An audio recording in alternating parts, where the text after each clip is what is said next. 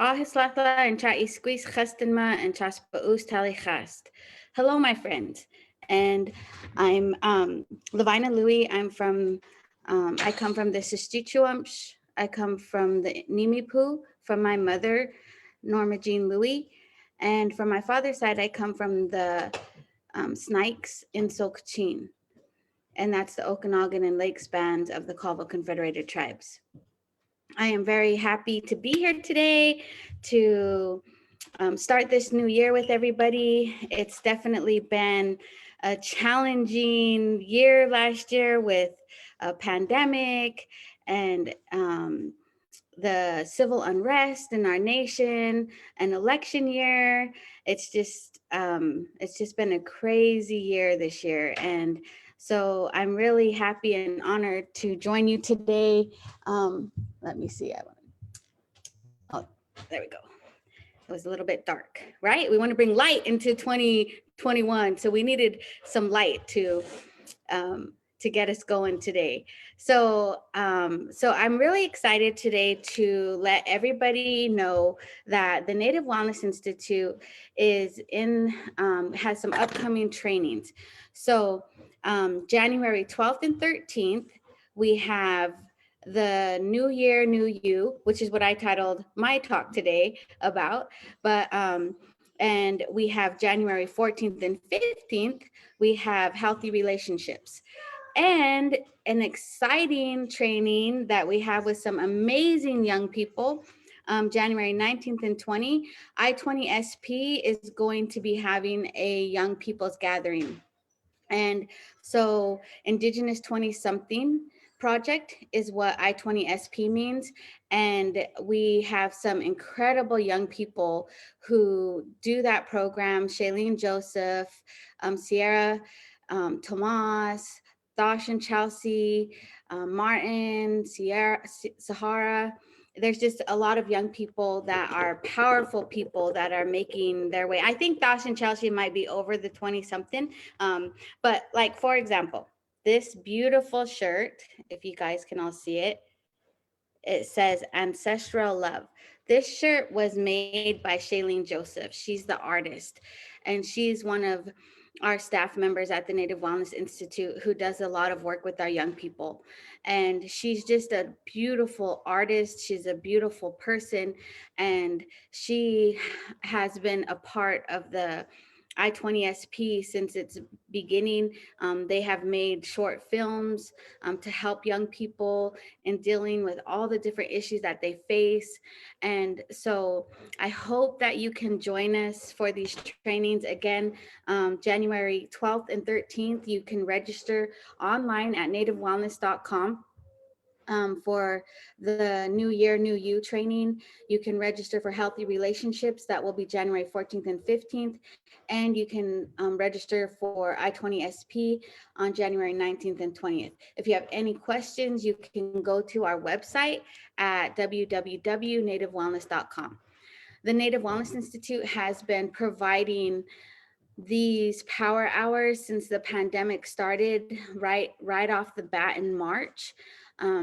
We have been trying our best as an organization to bring light and love into all of Indian country. And so, part of starting off today, as I was thinking about, well, what kind of a presentation should I do? What should I talk about? And I really wanted to bring out the good in our lives, and to talk about being grateful and having gratitude for everything that Creator has given to us, everything, even the hard things. I know a lot of you have struggled over this last year. You've had a really difficult time in having death and having loss and having hurt and having pains. And so today, that's why I really felt like I wanted to wear this shirt, this Ancestral Love, to think that, as you look at this shirt, and this young person is here, and it looks like she's praying, and behind her is all of her ancestors, and they are giving her love. And when I think about our people when they pass on and when they move, from this world into the next world, I think that they're with us. Like they don't ever, they leave us in a physical way, but they don't ever leave us alone. They're always with us. They're always trying to help us and trying to be there for us. And one of the ways that this really was an impactful for me is that my um, during this pandemic, my oldest daughter Tawaya was pregnant, and so when it came time to have her baby, she could only bring one person in. And our family, with ever since our first child, which was Brianna, which she's our sister, but she's like one of our kids. Because she's the same age as our kids, but she was the first one in that group of children to have a baby.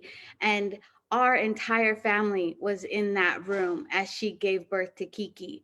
And I mean, all of her cousins, Tucker, Jerry, Kenny, like they were all in there. And, we probably had 15, 20 people in there when Brianna had Kiki. So, and just like all of your families, when you're going to have a birth, it's a big deal, and everybody wants to be there, and everybody wants to share in that beauty of a new life coming into the world. And so when the hospital told Tawaya that she could only bring one person with her into the hospital, it was really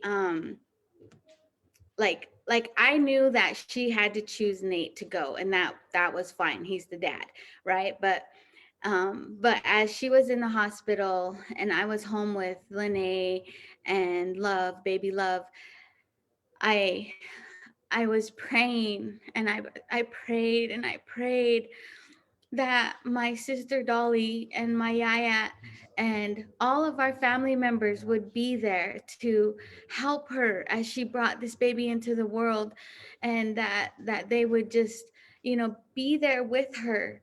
And so when the day that she went in, it was my mom and dad's birthday, and she said she was laying on the bed and she was resting and she was sleeping, and she had a dream, like she was dreaming, and in her dream my yaya went and was sitting in this area by trees, and my mom was sitting next to her, and me and Tawaya were sitting with her, and my yaya reached over and touched my mom on the leg, and she said, "Oh, happy birthday, baby, happy birthday."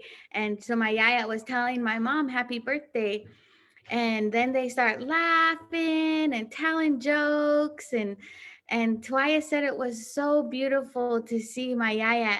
And then we started singing our songs. And as we started singing our songs, Tawaya woke up, and she was like, "Wow, that was my Tupi and my yaya and my mom all in the same." And she said, and so when she started to go into labor, she only had to do 5 pushes, and baby Cedar was born. And it was so beautiful that my yaya and my mom and I were able to, in our spirit, go to her and help her and let her know that everything was going to be okay and she was going to be okay. And that's what that's what we've had to do in this last year, is we've had to change. We've had to make changes in our lives because of this pandemic, but we are still powerful people. We still have the ability to help each other through prayer and through sending our love and our light and our faith through our prayers and through our songs. And it was just it was just the most beautiful thing that when Tawaya told me that, because I was sitting at home and I was praying and I was singing, and I was asking all of my people, all of my family, all of her dad's family to go and be with her and help her and give her the strength that she needed to have that little baby. Because when you have a baby, it's scary. It's a scary thing to have a baby. And so, I just really love that we can have this ability to have our people, our relatives help us when we need their help. And that's what we do. We just pray and we have faith that they're going to help us, that the creator, God, Yahweh, whoever you call him, that the creator is going to be there to help us. And there's a lot of people who are praying for people right now. There's a lot of people who have COVID. And but that's the thing that today, in wearing this shirt that Shailene made, I really wanted people to feel and acknowledge that our ancestors are there to help us. Our ancestors are there. And so as we move into another place, and what I wanted to do today too is I wanted to share with you um that strength of our ancestors. I wanted to share with you that ability to think about that. And so as you look at this picture, and you can see that this is my yaya. My yaya is the one in the back. And these, all three of these ladies are my yayas. These are my yaya Lavinia Beans Alexander, her sister Geraldine, and then her little sister Sissy. And so all three of these ladies, we call them the Ospa'u sisters, the My Heart sisters, because every time somebody got sick on our reservation, these ladies would go and they would sing our songs. They would sing Kulin Sutton, they would sing Chest, um, they would just sing all these hymns that they learned as little girls. And so anytime people got sick or they were in the hospital, they would go there to help them. And so when I have this picture behind me, because that's how I feel like they're always standing behind me. And the picture that is below is my mom, Jeannie, my daughter Tawaya, and my first granddaughter Lene, and myself. So this is a 4-generation picture, and you can kind of see the light coming through, and how the I feel like in this picture it just shares and shows the strength of my ancestors, the strength of my family. And that's where I get so much of my strength, is through my family and through just all of our ancestors. And so this is a picture that like a lot of times when I do our trainings, I start with this picture, because this picture is um this picture is a it means a lot to me. And so as you look at this picture and you see all the strong, beautiful women in our family, and then you look at this next picture, and this next picture is a picture that I feel like this next picture is a picture that is very significant, because when you look at this picture, it looks like it's from a long time ago. And but this picture that you see here is a current day picture. It's a young man, Emmett White, who's in a sturgeon nose canoe on the Coeur d'Alene Lake. And so what I've come to learn and what I've come to realize is that the water is sacred. The water is powerful. A lot of us know that. A lot of us, that's in our teachings. But what this picture signifies to me is the future, that our future is strong because we have been able as a nation to come back to the water, This was the first time, one of the very first times that a canoe was in Lake Coeur d'Alene on our reservation. And it's a beautiful picture, and it signifies that strength, that our children are going to be okay, because we are going back to our culture. We are learning who we are. We are learning our languages. We are learning all that we have to learn to be a nation that can rise up, that can help other nations and other people. And so that's why I just love this picture. Hi, Francis. Francis all joined us. Francis is awesome. He joins our power hours all the time. Um, so hi, Francis. I see that you joined, and so we're talking about the water and how important it is to all of our people. And it's a powerful picture that helps us to know that our culture, our language is the answer to drugs and alcohol and abuse and gambling and all the addictions that our people face. Going back to who we are, going back to the beginning, is what is going to really help our people. And so as you look at that picture, and then I have pictures that I wanted you to see that are of all of our ancestors from all the different tribes, from the East Coast, from the Pequots and all the different tribes. And this beautiful picture, and these beautiful pictures are of the way that our people used to live when we were one with the land, when we were one with the earth, when our homes, when our mothers taught their daughters, when the fathers taught their sons, when the grandfathers told stories and legends, and when the grandmothers did pottery and did baskets and made these beautiful, beautiful things that would sustain our people. And as you look at these pictures and you see all of these beautiful ways that our ancestors lived, and how we were connected to the earth, and how we were connected to the animals, and as our women made clothing out of deer and elk and buffalo, and it was just a beautiful way of life. And the one thing I want you to think about when you look at these pictures is that, think about and see the beauty in who we were, and the strength. When you look at this picture of this beautiful woman, can you feel the strength in her and the resiliency that made her who she is? I mean, she looks so incredibly strong. And when we feel weak, this is when we need to reach back behind us, and we need to call upon these ancestors and say, we need you. We need your help. We need your strength, because they had that strength. They had that beauty. They had the songs. I mean, when I look at this picture, I can see them. I can see them singing. I can hear, I can hear their voices being strong.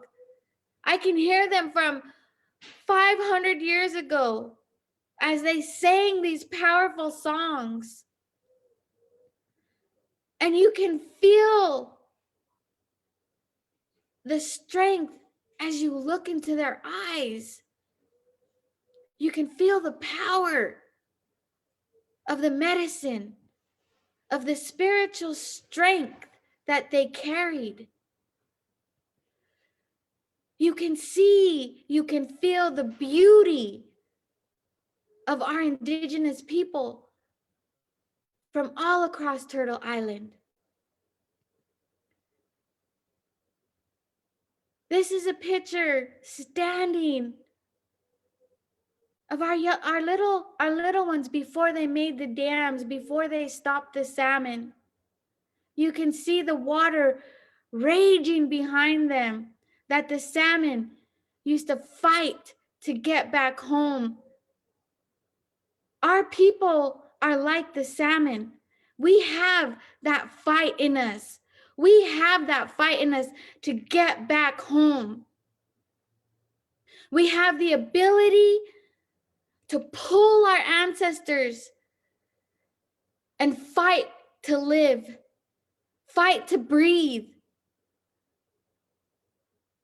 That's what it's about. It's about fighting for our rights, fighting for our lives, to put down the drugs and to put down the alcohol and to put down the gambling and to live your life in the best way for your ancestors. They're beautiful. And they gave so many sacrifices for us to be here. They were warriors. Our men were warriors. And they fought to protect the women and children. They were one with the horse. They knew how to connect to the animals. The horses were powerful. And this is our women as they wrap their babies in baby boards. You can see the love in this picture of this mother as she looks at her child.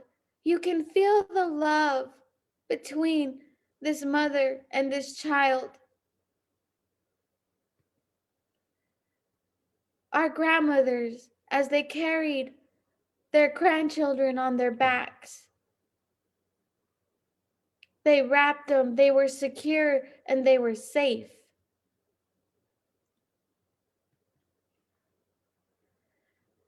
They were happy little babies who smiled. And so as you look at these pictures of our people, of our ancestors, I want you to think about the love. I want you to think about the love that was in our villages, that was in our homes. It was a powerful love.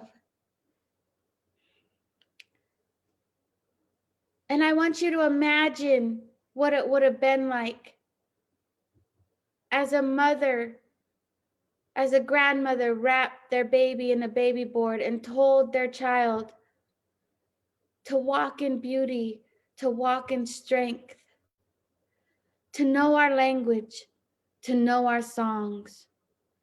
Yeah. We wo, we o, we wo,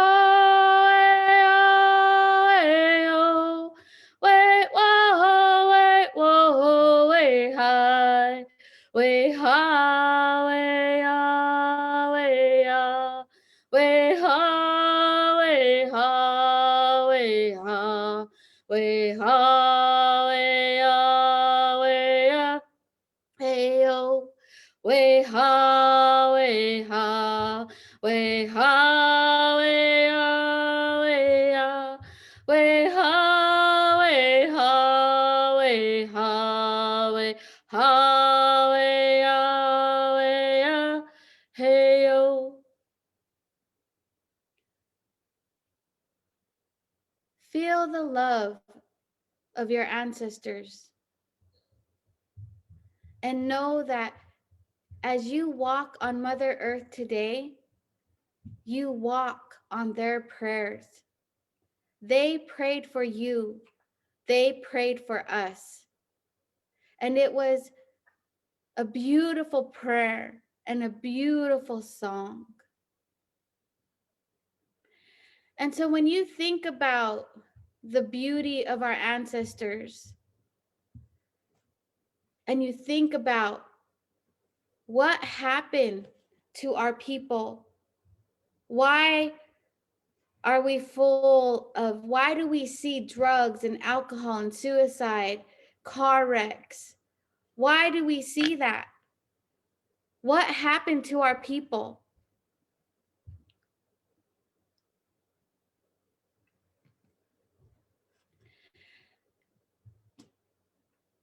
And the thing that I realized is that what happened to our people when those first settlers came here is that they brought with them diseases.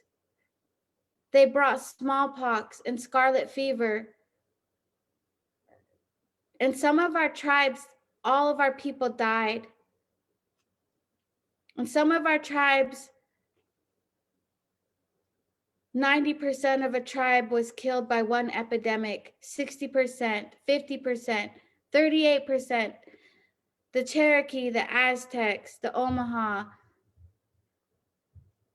the Coeur d'Alene, the Nez Perce, the Lakota, the Dakota, the Hopi, the Dene.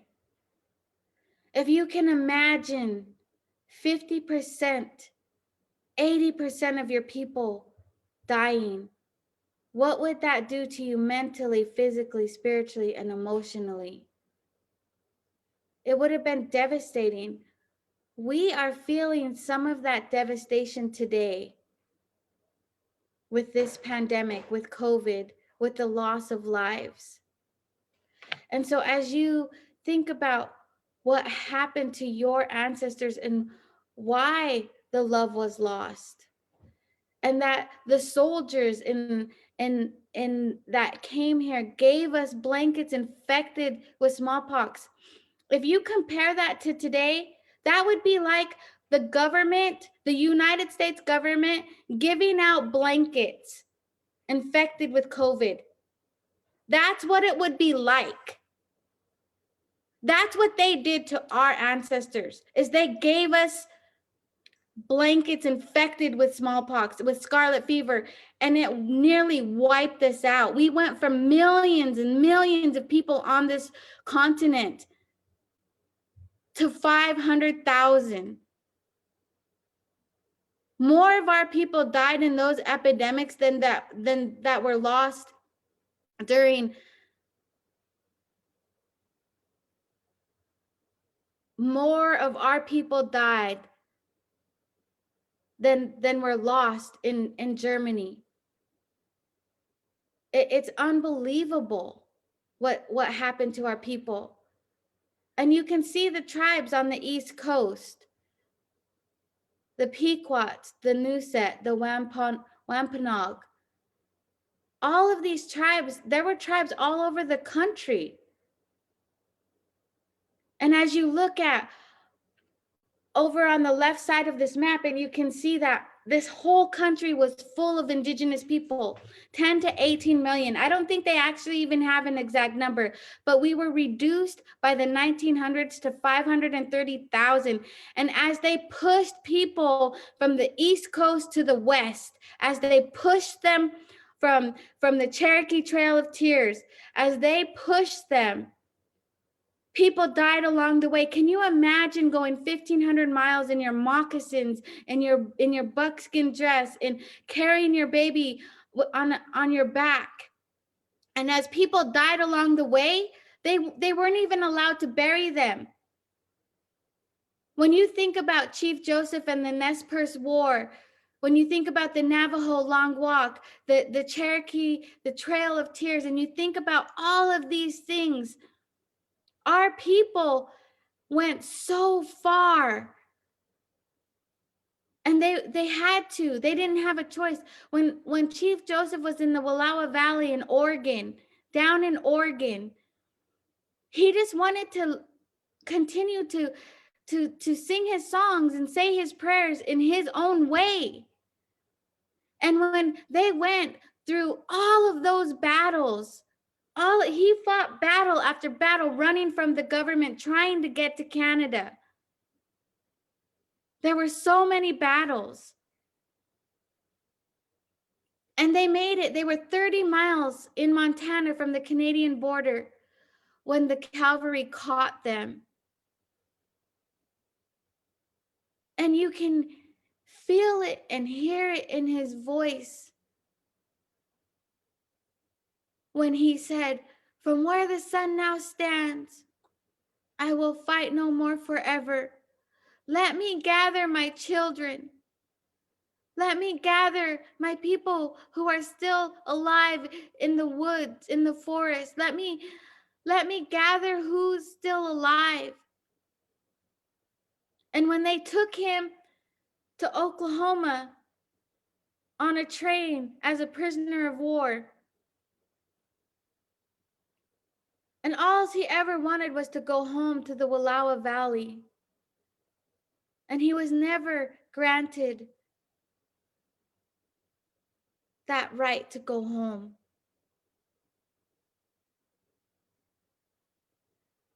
Many of his people died in Oklahoma. And it's such a heavy feeling when you think that everything that was taken from our people. But it's something that we have to remember. It's something that fuels my fire within me, knowing what happened to our ancestors, knowing that they died so that we could be here. And you think about the boarding schools that cut our hair, that beat our children, that molested and raped our children, and the pain and the hurt that they felt. To kill the Indian in him and save the man. To kill the Indian in him and save the man. That these little children were put on trains and they were shipped from all over the country to Carlisle and to Haskell. And their hair was cut. And they were transformed. And they had to cut their hair and they had to put on hard shoes and they had to try not to be who Creator made them to be. Their beautiful long hair. And when we cut our hair, it means that somebody in our family died. That's why we cut our hair. Kill the Indian and save the child is what they said. Look at how little these little babies are. Look at how little they are. Can you imagine your family, your child being taken from you and put in these schools? Scrubbed with alcohol and peroxide and all these chemicals put into their hair. I went to Haskell Indian Nations University. I actually went when it was a junior college. And when I read this statement, a great general has said that the only good Indian is a dead one. In a sense, I agree with this sentiment, but only in this, that all the Indian there is in this race should be dead. Kill the Indian in him and save the man. Kill the Indian in him and save the man. When I read that as a student at Haskell, I walked out to the graveyards of the children who were buried there. And I seen their names: Fanny Chargingshield, Susie Notch Key. I seen Alice. I seen these little graveyards at these boarding schools. And as I stood in front of those graves, I made a commitment to those children. I made a commitment to those children that I would never drink and I would never do drugs, that I would learn my language, that I would learn my culture, that I would make them proud,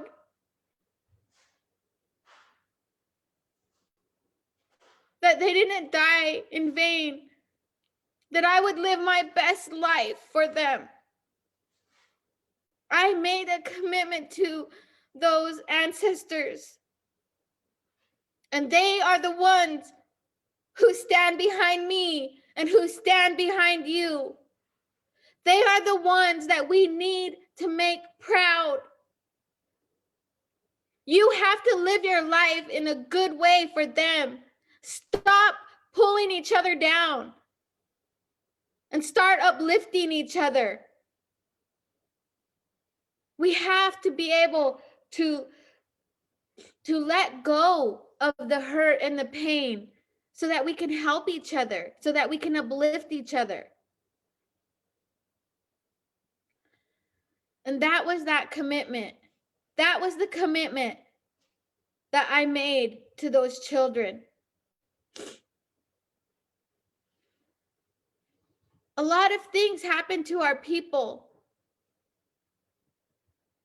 over the years. Termination, relocation. My dad told me when the federal government was trying to terminate tribes that Lucy Covington talked to my dad and all his friends and said, "We cannot terminate. You have to go home and tell your parents to vote against termination. We will lose all of our land. We will lose our hunting and fishing rights. We will lose everything for money. We have to vote no." My dad went home, even though they were poor and they had nothing. My dad went home and he told my old grandma, "Grandma, please vote no on termination. Vote no." And my grandma voted no. And the Colville tribe voted no against termination. And it was the young people who rose up with Lucy Covington, with Frank George, to try to stop termination, and they succeeded.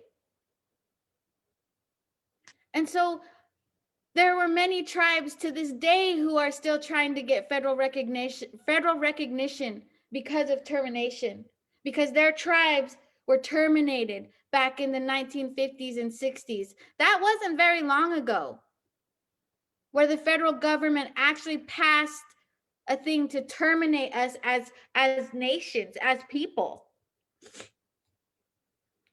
12,000 Native Americans lost tribal affiliation. And in 1956, they did the Relocation Act. My mom and her brothers and sisters were relocated with my yaya and Sila to Chicago, Illinois. When my mom got to Chicago, Illinois, they had to choose to be black or white, but they were too dark to be white. So they had to be black to fit in, to go to school. And that's what happened. People were relocated to San Francisco, to LA, to Chicago, to all these cities, Seattle, Tacoma, so that they could assimilate into the white American culture. And many of our people, because of the hurt and pain of boarding schools, drank themselves to death in those cities. And many people thrived. Many people got educations and learned and assimilated into that way. And we have lawyers and doctors and education directors. But it was a catch-22. Many of our people had to give up everything. So when you think about everything that happened to us and how that would have impacted us emotionally, mentally, spiritually, and physically, look at all those things that we just talked about and how that would have impacted our mental health, our physical health. We have diseases, we have diabetes and heart disease, and we have all these different diseases. We have a loss of our language and culture, alcohol, grief, termination, all of these things that have happened. And so there's been a lot of hurt and a lot of pain that's impacted our inner spirits. But what we need to do now is we need to begin to heal and to let go of those hurts and pains and live for our future, live and honor of our ancestors. Healing is the answer to trauma. That's what we do at the Native Wellness Institute, is we provide an opportunity for healing, because healing is the answer to trauma. So as you think about this, as you process this, I want you to think about and look at studies that were done and how culture impacted. If we can bring back our culture, if we can bring back our language, we can slow down and stop suicide. We can slow down and stop addiction. Because when you look at the cultural factors like self-government, land claims, education, healthcare, cultural facilities, police and fire services, and language, the rates of suicide decrease.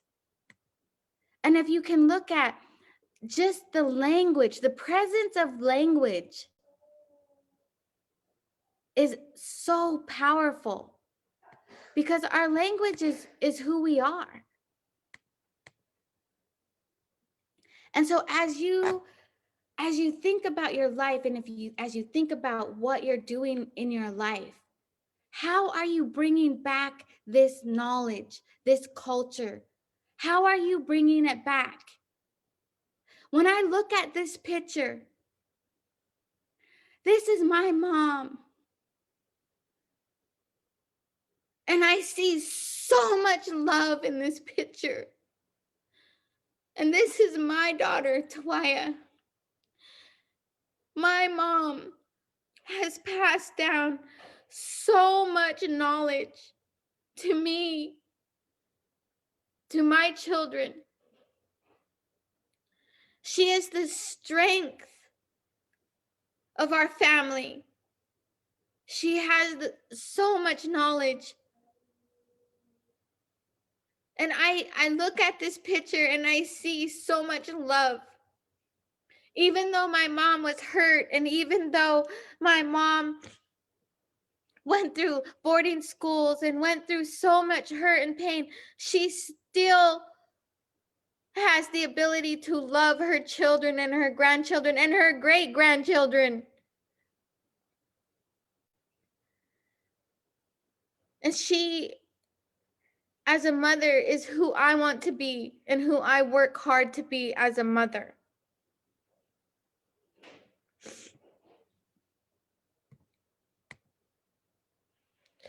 So one thing I wanted to share with everybody, as you know, I get really emotional as I talk about things about you know about what happened to our people, because what I want you to know today, with a new year and a new you, is that use that hurt and pain, that grief and loss, and turn it into something beautiful. Be the best that you can be. If your dream is to learn your language, is to learn about canoes, is to be a doctor, is to be a lawyer, whatever your dream is, don't stop dreaming. We're never too old. Because when we think about all of the hurt and pain that we have, that hurt and pain is just like a huge, like you can feel it. And as you take that hurt and pain, you can make it into something beautiful. Just like a butterfly is so beautiful after it comes out of that cocoon. When that butterfly comes out of that cocoon, it can fly.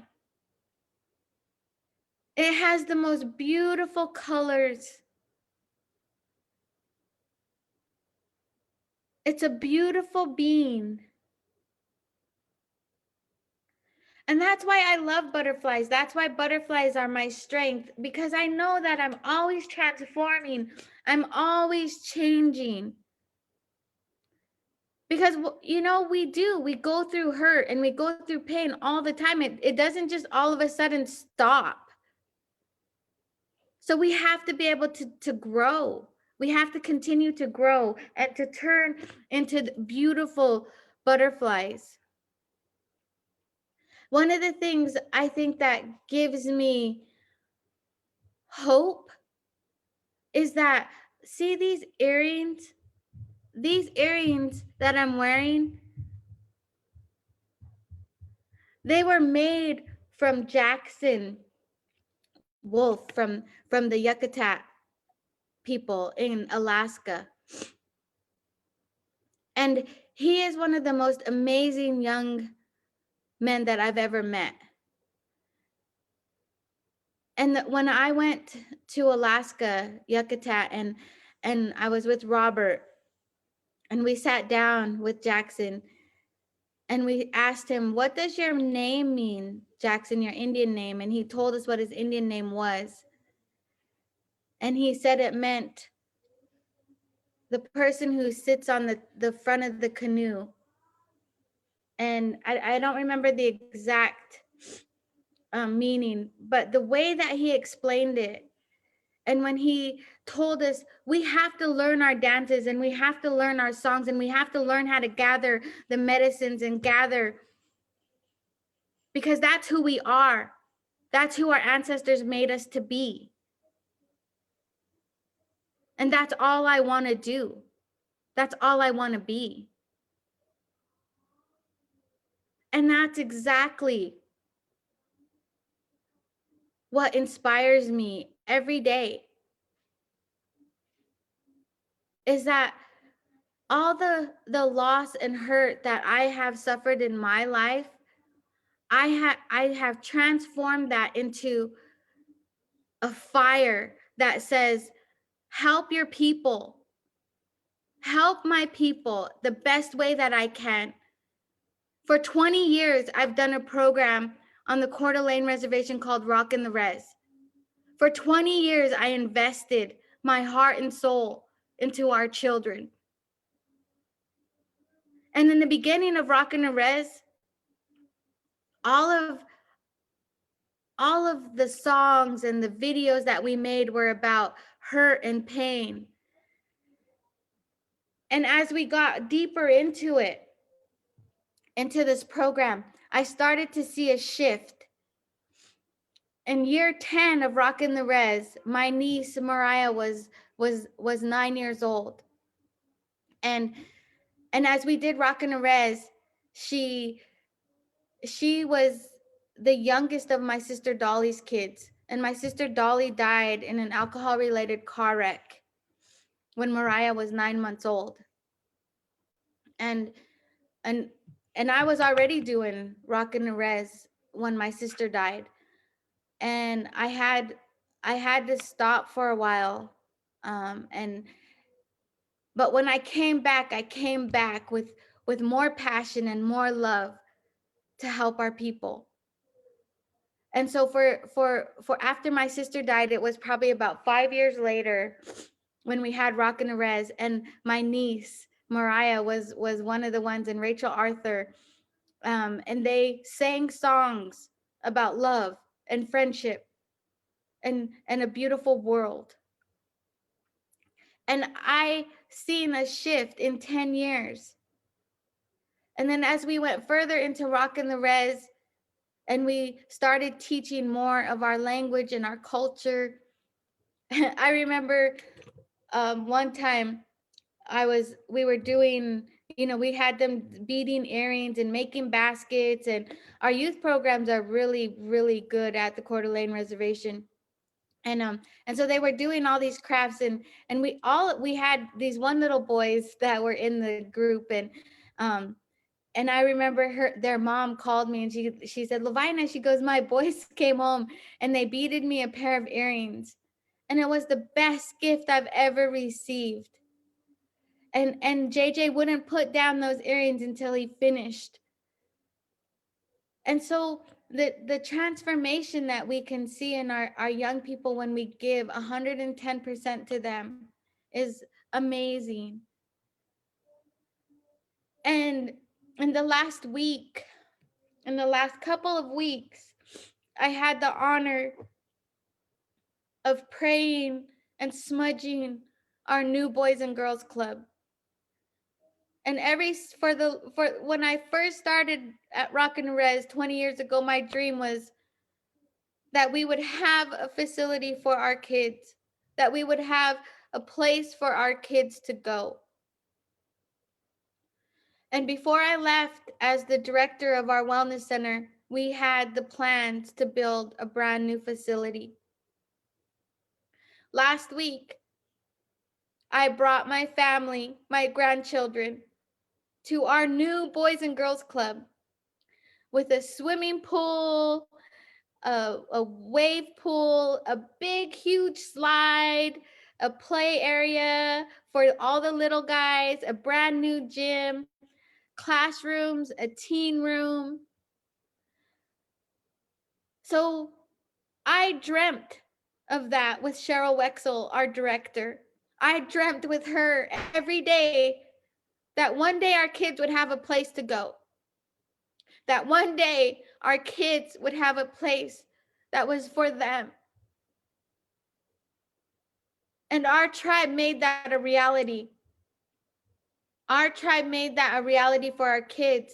We had over 75 kids on New Year's Eve who participated in an all-nighter, which was something that I started years ago on our reservation, so our kids would have a place to go on New Year's Eve.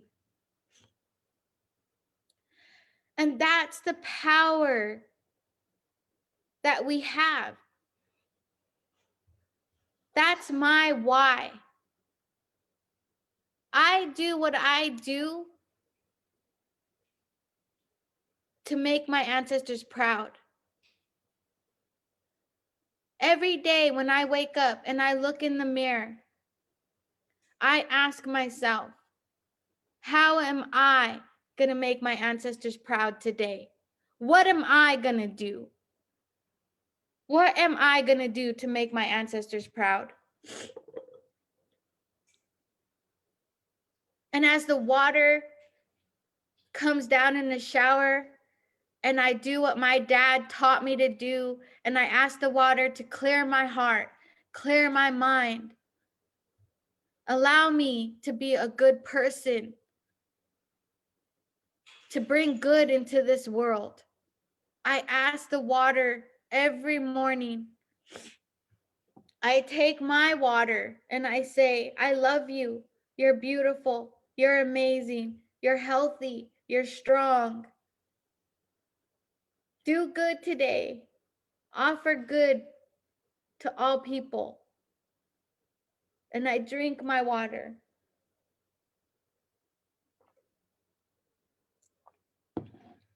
And I pray that the water will allow me to let go of any hurts that I have.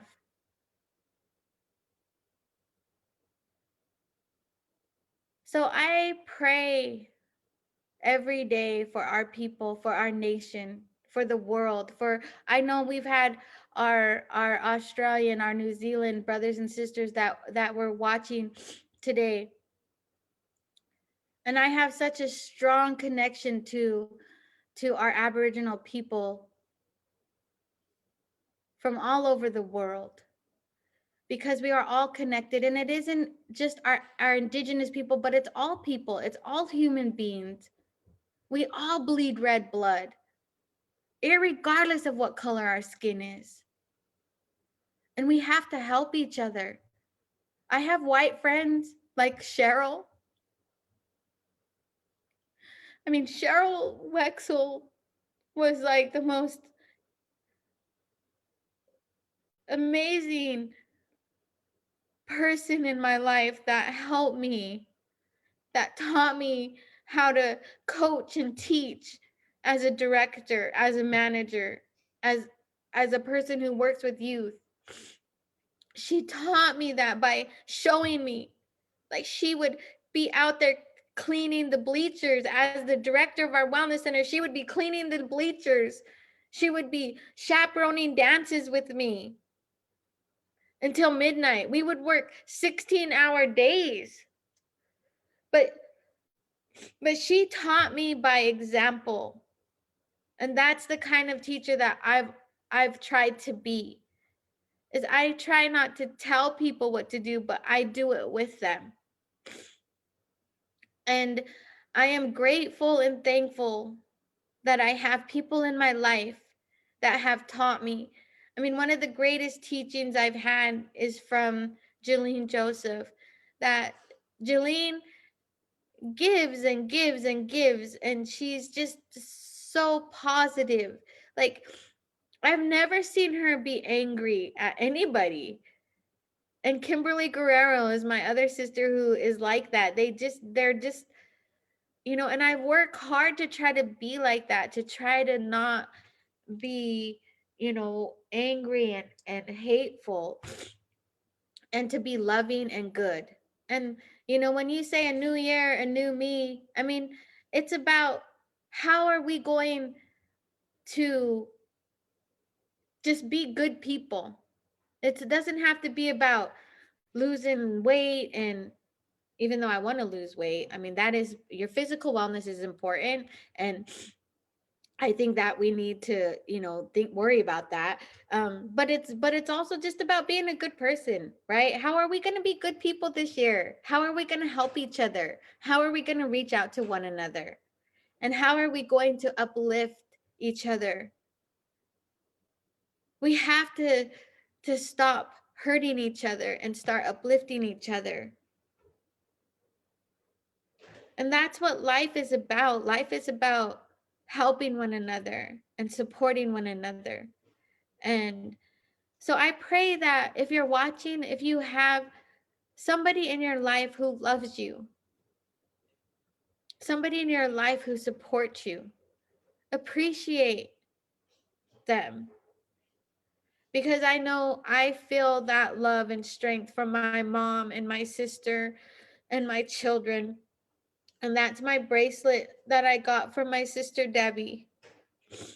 And my sister loves me unconditionally, and that in the side the bracelet, it says, when you feel overwhelmed, remember whose sister you are and just straighten your crown.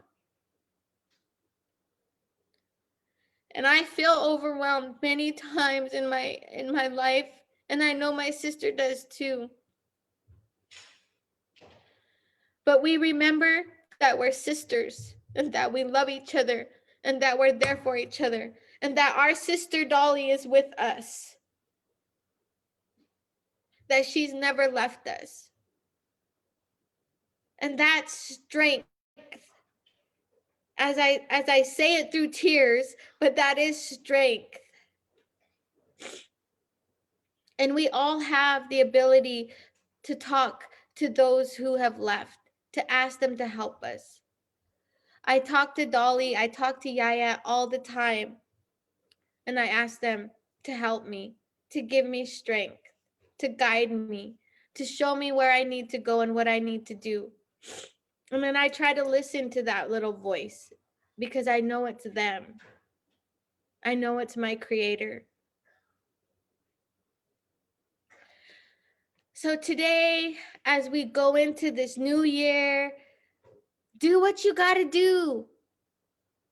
Don't be afraid. Don't let fear stop you. Allow yourself to pull from deep down inside of you and just do it. Just find the strength in you and just do it. You can do anything. You can be anything you want to be. You just have to choose to do it and go for it. And that's what I want to leave you with today as I end this power hour, is to just say, you can be anything you want to be. And you're never too old. You're never too old to try. You never know if you don't try. And we're going to fail. That's life, right?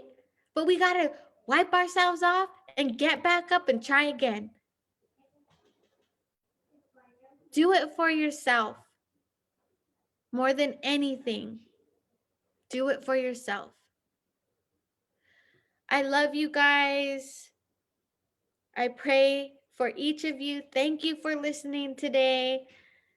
It's, I just allow the Creator to speak through me. I just want him to talk to you directly. I want him to tell you that he loves you and that you're not alone. You're never alone. He's always with you. Our Creator is always with you. You're never alone. He loves you. And he's got your back. So lim lemsh and chas paus talichast. Thank you from my heart for joining us today. Oh,